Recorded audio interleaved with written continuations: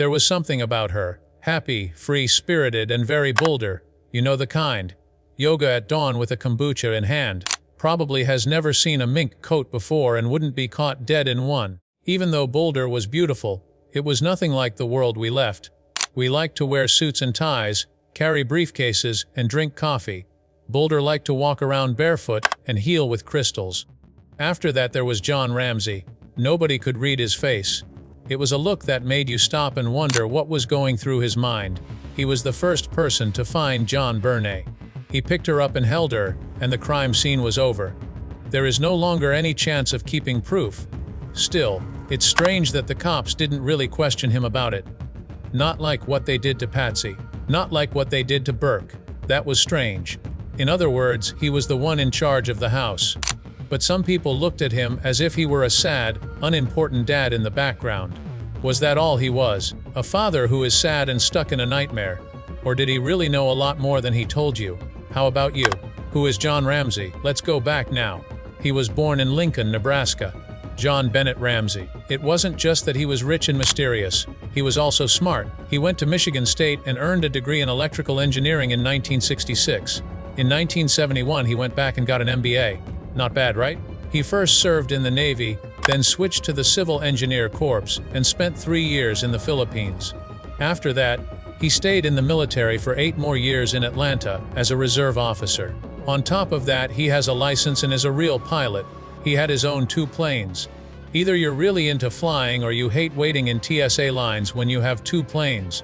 We were in the service as a child. He had a dad named James J. Ramsey who was an accomplished battle pilot in WWI.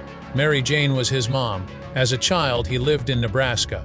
After that, he had what seemed like the perfect life: a job, money, and a family. But, of course, looks can be deceptive. That's the million-dollar question in John's case. Was he just the unlucky person caught in the middle of a national tragedy, or did he have a bigger role than anyone thought? How is John Ramsey's daily life? Layered for sure. In 1966, he married Lucinda Pash for the first time. Elizabeth, Melinda, and John Andrew were their 3 children to raise together. Everything looked good until it wasn't. After about 11 years together, they broke up in 1978. We aren't aware of any major scandals. It was just one of those breakups where the facts were never really made public. Let's jump ahead 2 years. In 1980, John gets married to Patsy Ramsey. Patsy, a big-smiled former beauty queen who stands out a lot. JonBenet Patricia Ramsey, their youngest child, was born on August 6, 1990. They had Burke with each other. Later, that little girl with the blonde curls would be at the center of one of America's most talked about secrets. John wasn't the kind of dad who was too busy at work to spend time with his kids. He showed up, helped with his kids' interests, and paid the bills. They lived in a big, beautiful house on the 15th Street in Boulder, Colorado, by 1996. John had made a good living for himself. He started a tech company called Advanced Product Group in 1989. It later joined with a few other companies to form Access Graphics. As CEO, John led the company not only to growth but to explosion. It was 1996, and Access Graphics had made more than $1 billion. $1 billion. He also wasn't just rolling in money. In that same year, the Boulder Chamber of Commerce named him Entrepreneur of the Year. In May 1996, he was worth about $6.4 million, and a few weeks before Christmas he got a $118,000 bonus. Most people don't see that much money in 10 years. It was extra money on top of his usual pay. John wasn't just about business, though. At Christmas time, he and his family were often seen at church and neighborhood events, especially at St. John's Episcopal Church in Boulder. There isn't a record of all the events they went to before Christmas, but it's safe to say that they were the type of family that took part, smiled for pictures, and gave off a happy family vibe.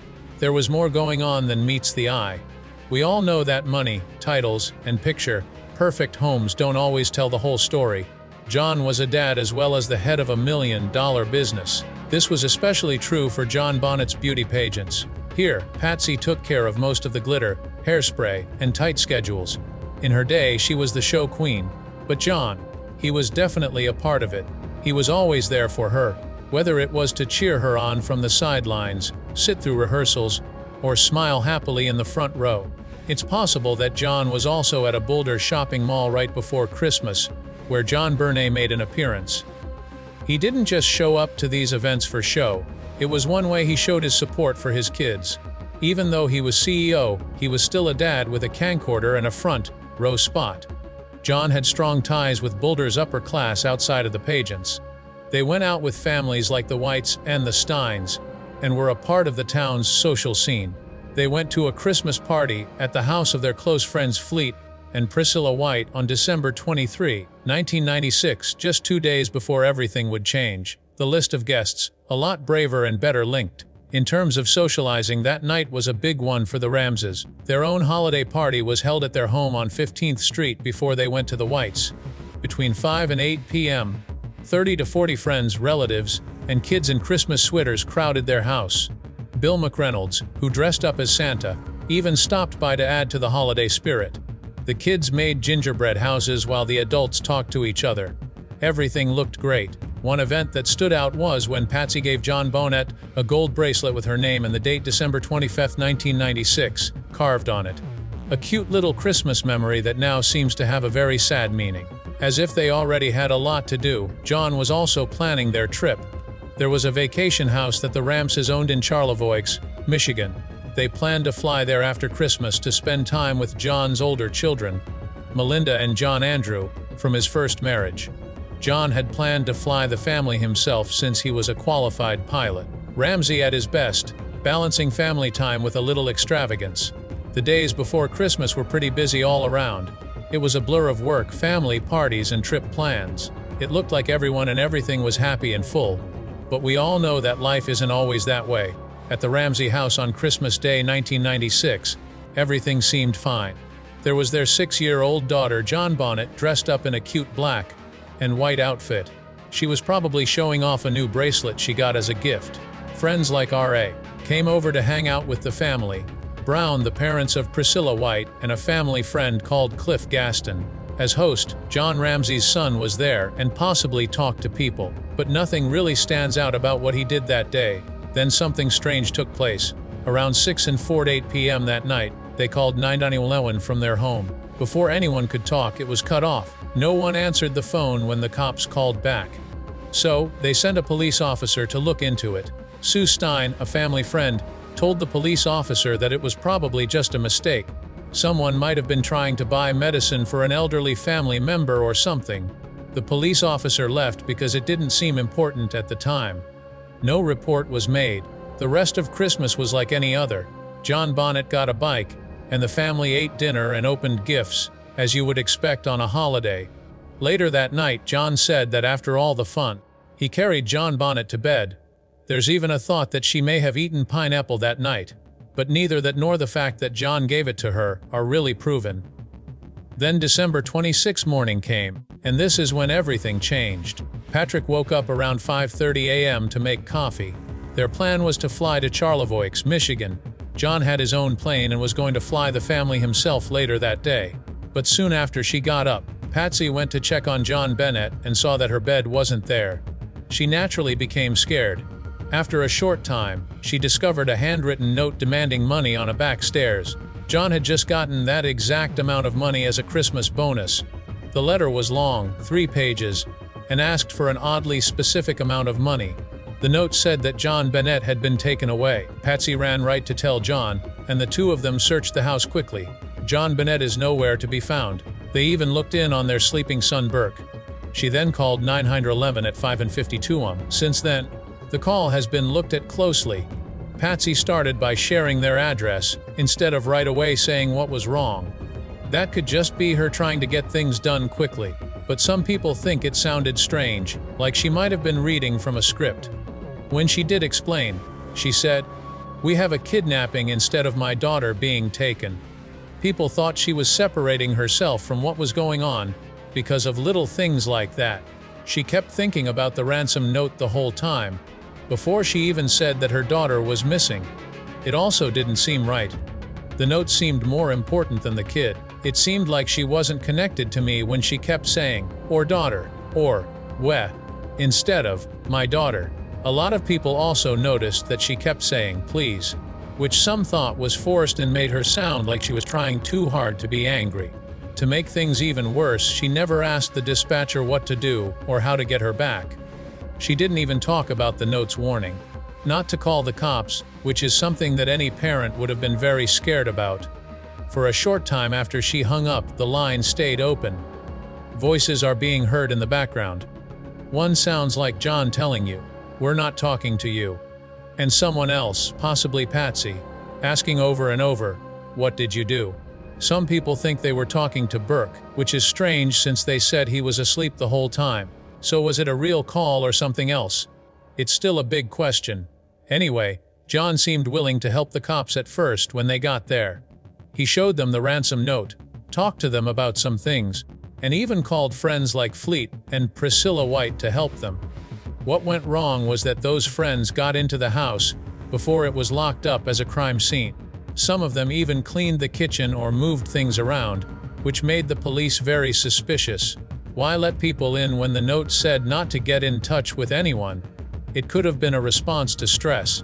Though, at times like that, people don't always think straight. But this part really made people look twice. The cops looked all morning, but they didn't fully search the basement. The police chief then asked John and Fleet to do one more tour around 1 p.m.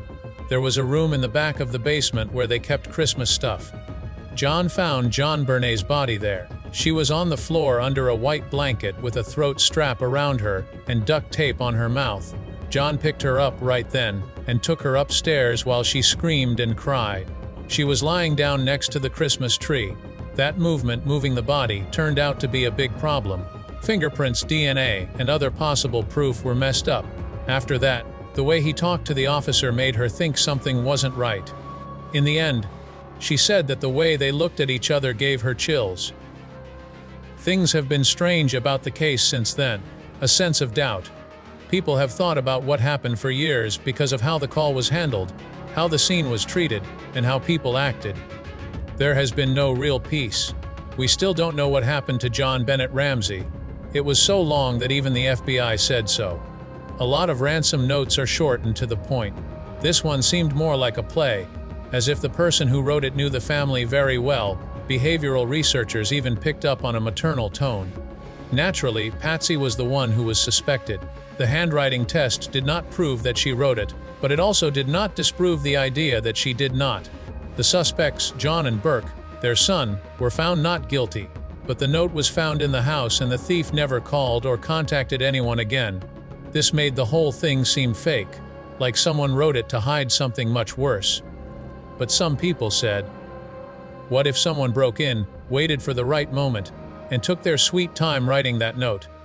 If they were sure of what they were doing, what would happen? Another person who was killed that day was JonBenet, who was only 6 years old. She was found dead in their basement. An autopsy showed that she had been killed with a garrote that was made from a piece of Patsy's broken paintbrush. Her head was also broken.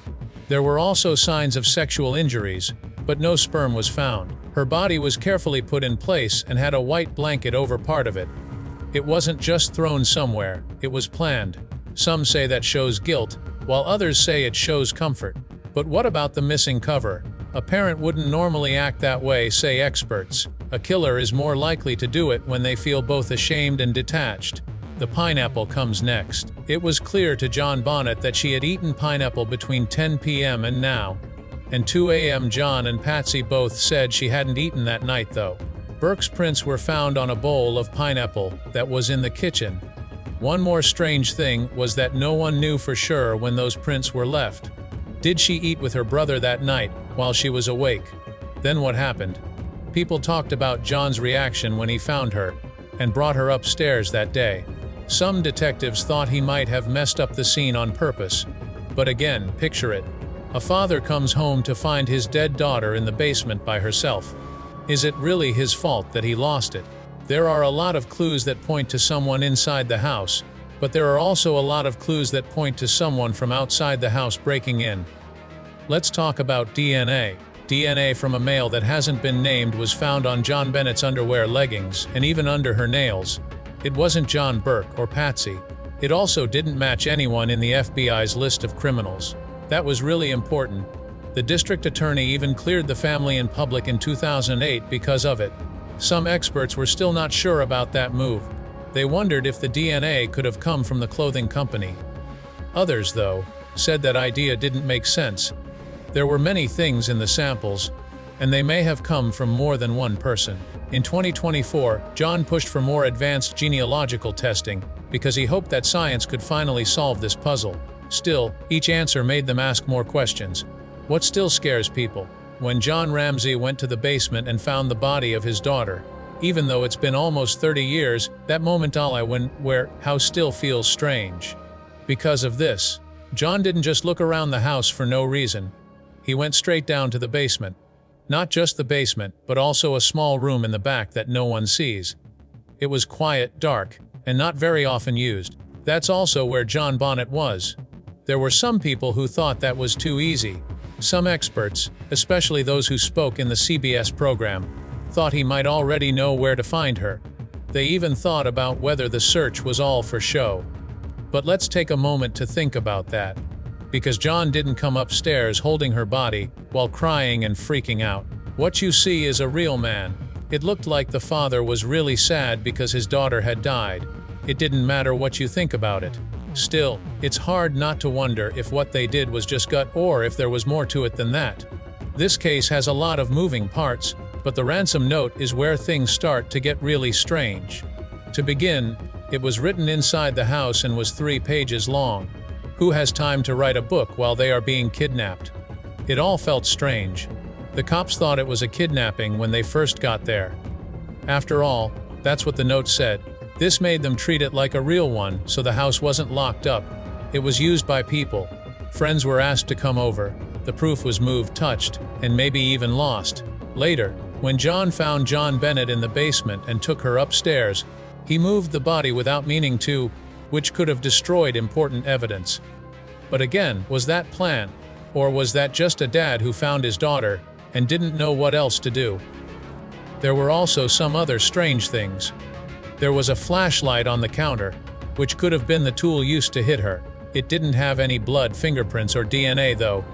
A rope that was found in a guest room. The family didn't know what it was.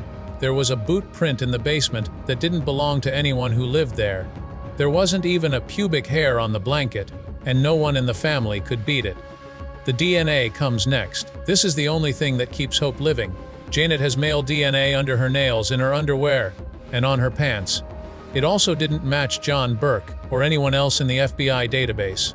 That DNA was enough for the district attorney to clear the whole family in public in 2008. They said that someone else wrote this. Some people didn't agree with you, but we do. Some people thought the DNA might have come from the clothing plant. Some people thought it belonged to the real killer. In the year 2024, John pushed for new genetic tests because he thought that DNA might be able to solve crimes that police had never been able to do right by his daughter. In this case, though, there are 5 more questions for every answer. Was the broken basement window the intruder's way in, or was it just a distraction? She has strange marks on her body. Were they hurt by stun guns or something else? And Patsy sounded panicked and scared on that 911 call. But after the call stopped, some audio experts said they could still hear faint voices. One of the voices might have been Burke's, even though his family said he was asleep. Did that happen because of a bug or because someone was lying? John Ramsey is at the center of it all. His actions, his sadness, and the decisions he made. The body was found. The note talked about his bonus. He moved her, but there was never any visible proof that it was him. That is what is so scary about this case. There are 2 ways to look at each tip. Everyone is suspicious and feels like they are not guilty at the same time. JonBenet's story still rings through her family, through detectives, and through all of us who are still looking for answers, no matter how many years have passed. Because this case is still just out of reach, no matter how much we think we know about it.